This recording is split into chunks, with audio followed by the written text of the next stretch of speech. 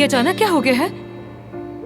सब ठीक तो है? मुझे एक बीमारी है और इसे PMR सिंड्रोम कहते हैं। वो क्या होता है? मैंने इससे पहले कभी नहीं सुना। एक रेयर डिजीज है, लाखों में किसी एक को होता है, इसका इलाज भी नहीं है कोई, लाइलाज बीमारी है। सेव द वजह चाहे कुछ भी हो, झूठ तो झूठ होता है ना।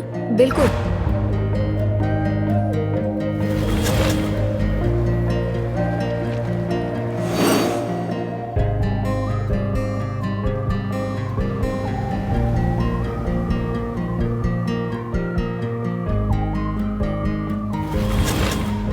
मैं किसी और में इंटरेस्टेड हूँ।